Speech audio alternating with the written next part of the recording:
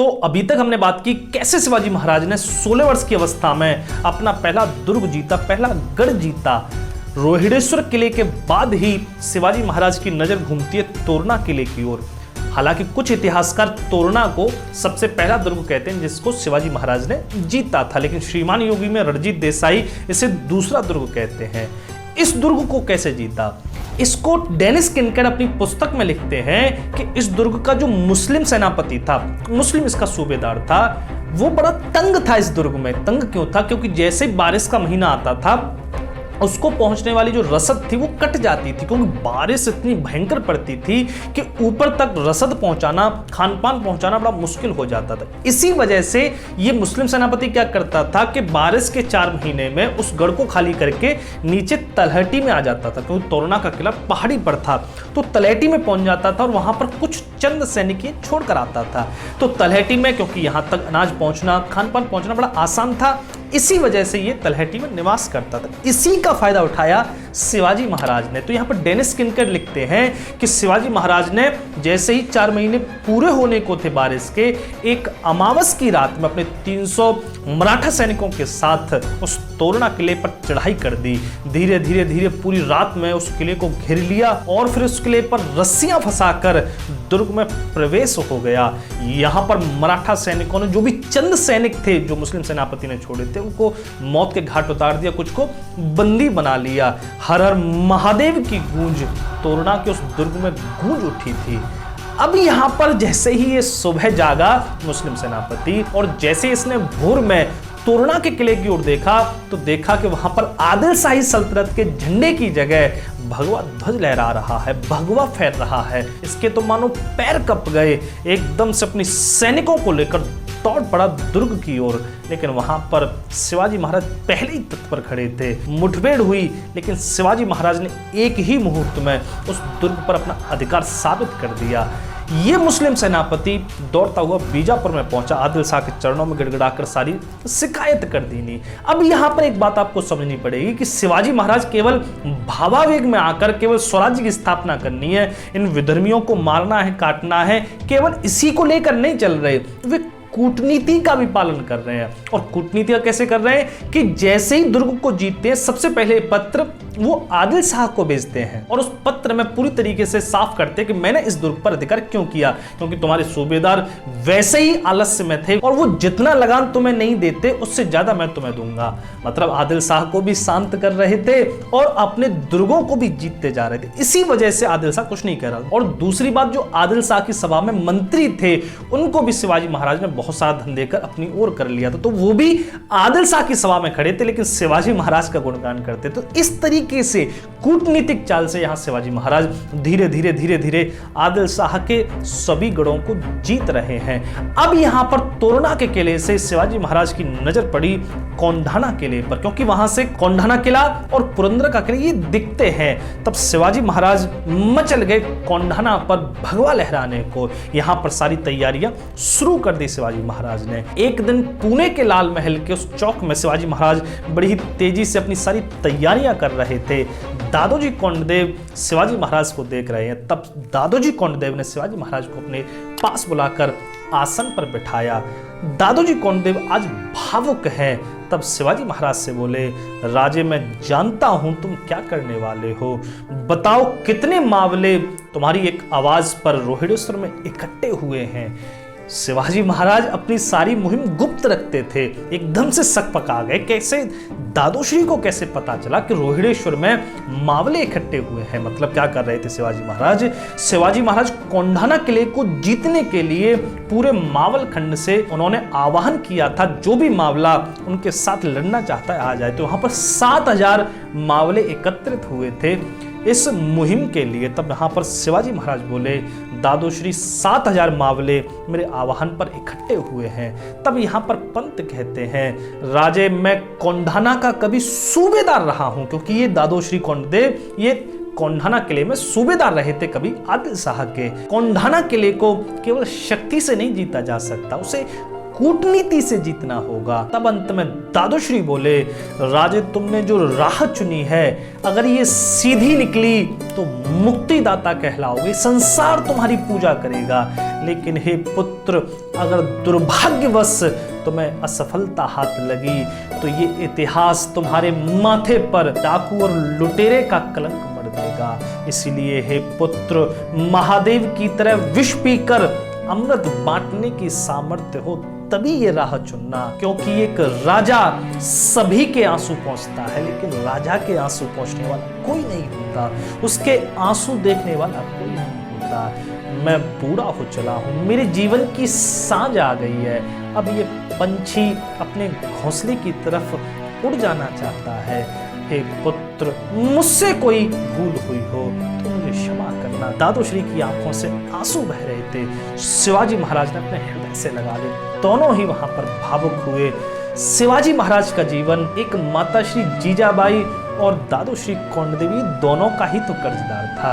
वहां पर अपने हृदय से लगाकर शिवाजी महाराज तानाजी के साथ अपनी मुहिम के लिए निकलते हैं। सारी तैयारियां चल रही हैं, लेकिन एकदम से दूसरे दिन ही खबर पहुंचती है कि दादोश्री कोंडदेव अपने जीवन को विदा कर गए। तब शिवाजी महाराज का हृदय बड़ा ही व्यथित होता है। लौटते हैं, यहाँ पर दादोश्री कोंडदेव का अंतिम संस्कार होता है। लेकिन शोक के लिए कहाँ जगह थी? स्वराज्य की पुकार शिवाजी महाराज को बुला रही थी। शिवाजी महाराज ने अब कोंढाना किले पर मुहिम शुरू की। यहाँ पर इतिहासकार मानते हैं कि जो कोंढाना किले का सूबेदार था सिद्दी अंबर, ये बड़ा ही गहरा मित्र था जो बापूजी नेरेकर थे, जो पुणे के हवालदार थे, इनका बड़ा मित्र था। यहाँ पर शिवाजी महाराज ने बापूजी नेरेकर की सहायता ली सिद्दी अंबर को फुसलाने के लिए, बहलाने के लिए, और ऐसे करके उन्होंने कोंढाना किले पर अधिकार कर लिया। लेकिन कुछ इतिहासकार मानते हैं कि यहाँ पर शिवाजी महाराज के केवल बहलाने से काम नहीं चला। शिवाजी महाराज ने कोंढाना किले में धीरे धीरे करके बैलगाड़ियों में, धीरे धीरे घास के गट्ठरों में अपने हथियार भेजना शुरू किया। अपने सैनिकों को वेश बदलकर कोंढाना किले में पहुंचाना शुरू किया। धीरे धीरे उस कोंढाना किले की इतनी किलेबंदी कर दी गई और जो उसके सैनिक थे उनको धन देकर खरीदना शुरू कर दिया। मतलब सिद्दी अंबर के लिए केवल एक रास्ता रह गया था कि वो शिवाजी महाराज की बात मान ले, क्योंकि उसके पास कोई विकल्प नहीं था। अंत में शिवाजी महाराज इस कोंढाना किले को बिना लड़ाई के ही प्राप्त कर लेते, लेकिन लड़ाई के लिए वे बिल्कुल तत्पर थे। उनके मावले सैनिक बिल्कुल तत्पर थे इस कोंढाना किले पर चढ़ाई करने को। ये बात समझ चुका था सिद्दी अंबर, इसी वजह से ये कोंढाना किला शिवाजी महाराज को प्राप्त हुआ। जैसे ही कोंढाना किला प्राप्त हुआ, शिवाजी महाराज की नजर मुड़ी पुरंदर किले की ओर। अभी तक क्या हो रहा था, जितने भी किले प्राप्त हुए थे शिवाजी महाराज को, इनमें वो भव्यता नहीं थी। हाँ, शक्ति जरूर थी, लेकिन वो भव्यता नहीं थी कि परिवार को यहाँ पर रखा जा सके। शिवाजी महाराज एक ऐसा किला चाह रहे थे जो समृद्ध भी हो, शक्तिशाली भी हो, और वो था पुरंदर का किला। पुरंदर का किला ही वो था जिसमें शिवाजी महाराज अपने परिवार के साथ रह सकते थे। अब यहाँ पर लेकिन दिक्कत क्या आ रही थी? पुरंदर के किले के जो सूबेदार थे वो थे नीलकंठ राव, और नीलकंठ राव और शाहजी महाराज ये बड़े ही पक्के मित्र थे। दादोजी कोंडदेव के साथ भी इनकी बड़ी ही पक्की मित्रता थी। अब शिवाजी महाराज कैसे अपने पिता के ही मित्र पर हमला कर दें, इसी सोच में पुरंदर किले की ओर नहीं देख रहे थे। नीलकंठ राव के बारे में डेनिस किनकेड कहते हैं कि नीलकंठ राव ऐसा दुष्ट व्यक्ति था, वो ऐसे लिखते हैं कि अपनी पत्नी को नीलकंठ राव ने तोप के मुंह पर आगे बांधकर उड़वा दिया था। तो ये कृत्य किया हुआ नीलकंठ राव ने। तो डेनिस किनकेड अपनी पुस्तक में लिखते हैं नीलकंठ राव की वजह से शिवाजी महाराज आक्रमण नहीं कर रहे, लेकिन नीलकंठ राव की जैसे ही मृत्यु हुई उसके 3 बेटे थे, जिसमें नीलोजी, संक्रांजी और पिलाजी, ये 3 बेटे थे। महाराष्ट्र में, मराठों में नाम बड़े अद्भुत होते हैं, सबके पीछे जी लगा हुआ है। जैसे तानाजी ले लो, येसाजी ले लो, नेताजी ले लो, ये नीलोजी, पिलोजी, सबके पीछे जी लगा हुआ, बड़े सम्मान की सी फीलिंग आती है सभी में। तो ये नीलोजी जो बड़ा बेटा था, इसने पुरंदर के किले पर अधिकार कर लिया, अपने दोनों भाइयों को दरकिनार कर दिया। अब ये दोनों भाई क्या करें, अधिकार नहीं प्राप्त हो रहा। तब ये शिवाजी महाराज की शरण में गए। शिवाजी महाराज तो यही चाहते थे कि कैसे भी हमें बिचौलिया तो बनाएंगे। अब शिवाजी महाराज यहाँ पर बिचौलिया बन गए। शिवाजी महाराज दीपावली के दिन पहुंचे। पुरंदर किले की जो तलहटी थी उसमें भगवान विष्णु का मंदिर था, बड़ा ही भव्य। वहां दर्शन के लिए पहुंचे। जैसे ही नीलोजी को खबर मिली, नीलोजी दौड़ते हुए स्वागत के लिए शिवाजी महाराज के सामने उपस्थित हुए, स्वागत करके गढ़ में ले गए। तब यहाँ पर शिवाजी महाराज उन तीनों भाइयों की जो बंटवारे को लेकर दुश्मनी चल रही थी उस पर चर्चा करते हैं। लेकिन यहाँ पर नीलोजी क्या करता है, शिवाजी महाराज को अपनी तरफ मिलाने के लिए बड़ा ही जोर का झलसा रचता है। उसमें बड़ा ही शराब ये सब इंतजामात करता है। लेकिन शिवाजी महाराज कहाँ पीने वाले थे, शिवाजी महाराज ने कभी शराब का सेवन नहीं किया। और मैं आपको बताऊं कि शिवाजी महाराज खुद तो शराब पीते ही नहीं थे, सेना में भी उन्होंने हुक्म दे रखा था, आदेश दे रखा था कि कोई भी सैनिक अगर शराब पीकर सेवा में उपस्थित हुआ तो उसे कठोर दंड मिलेगा। और कोई भी सैनिक वहां पर वेश्या साथ में नहीं रख सकता था। जैसे क्या होता था, जो भी मुगल सैनिक थे और भी राजाओं की जो सेना होती थी उनके साथ में वेश्याएं भी जाती थी और बहुत से अपने परिवार को भी ले जाते थे।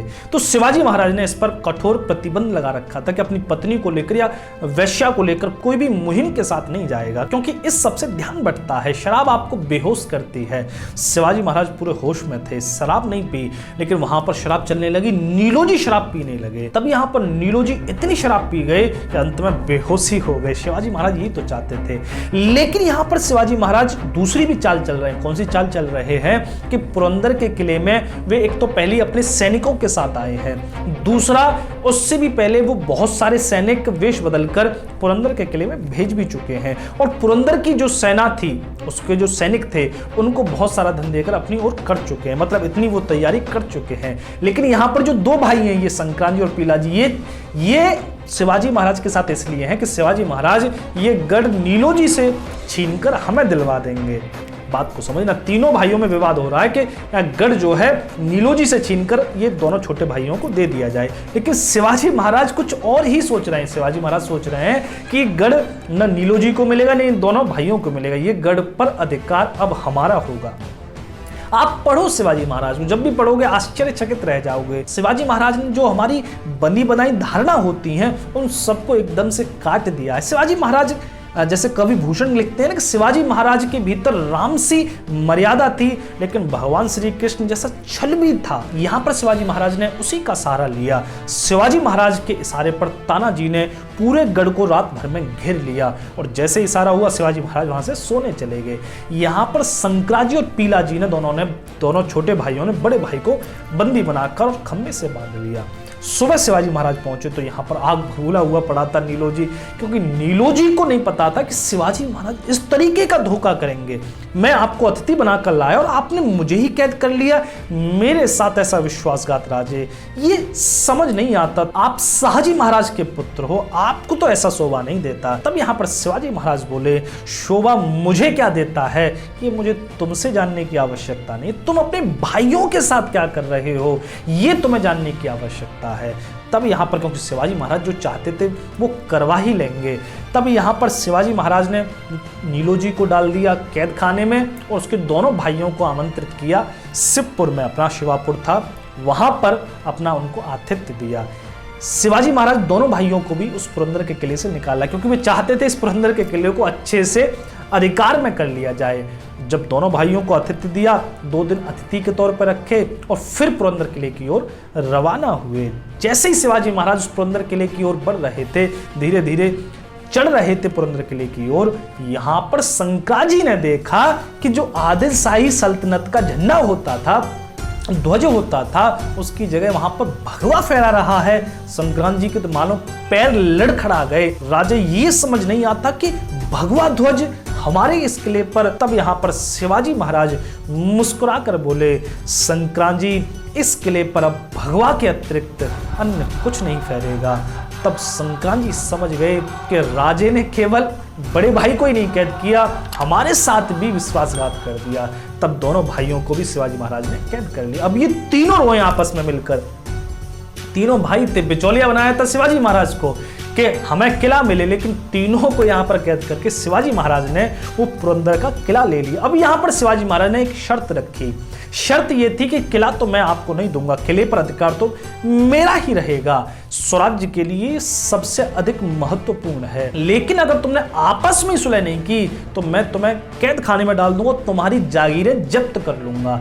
तुम्हारे बीच सुलह हो गई तो तुम्हें जागीरें लौटा दी जाएंगी। तीनों को उठाकर एक कैदखाने में बंद कर दिया, लेकिन एक ही दिन में उनका सुलहनामा हो गया। जो इतने दिन से चला आ रहा था वो सुलह नहीं हो रहा था, लेकिन अब एक ही दिन में हो गया। सब राजी हो गए कि पुरंदर का किला शिवाजी महाराज के पास रहेगा और वे अपनी अपनी जागीरों में खुश हैं। तब यहाँ पर पुरंदर के किले पर भगवा लहराया, शिवाजी महाराज का यहाँ पर अधिकार हो गया। ये पुरंदर का किला भगवान परशुराम के नाम पर है, भगवान परशुराम के नाम पर ही इसका नाम पुरंदर पड़ा है। पुरंदर का किला इसलिए भी महत्वपूर्ण है क्योंकि इसी में शिवाजी महाराज के पुत्र संभाजी महाराज का जन्म हुआ था। ये इसलिए भी महत्वपूर्ण है कि शिवाजी महाराज जब राजा जयसिंह से परास्त हुए थे तब पुरंदर की संधि में, ये पुरंदर की संधि जो कहते हैं वो इसी किले के नाम पर पड़ी, ये किला भी देना पड़ गया था। और बाद में फिर अंग्रेजों की एक संधि हुई, वो भी पुरंदर की संधि के नाम से जानी जाती है। तो पुरंदर ने, इस किले ने बड़ा इतिहास देखा था उस समय का। तो पुरंदर में अब शिवाजी महाराज मातोश्री जीजाबाई को भी लाते हैं और यहाँ पर अब पुरंदर में ही सब रहने लगे हैं। धीरे धीरे समय व्यतीत हुआ, अब शिवाजी महाराज की नजर पड़ी चाकण के किले पर, लेकिन अब ये आदिल शाह के लिए बर्दाश्त के बाहर हो गया। आदिल शाह तिल मिला गया, इसीलिए आदिल शाह ने फतेह खान के साथ एक सैनिक टुकड़ी भेजी शिवाजी महाराज का दमन करने के लिए। यहाँ पर फतेह खान अपनी सैनिक टुकड़ी को लेकर निकला।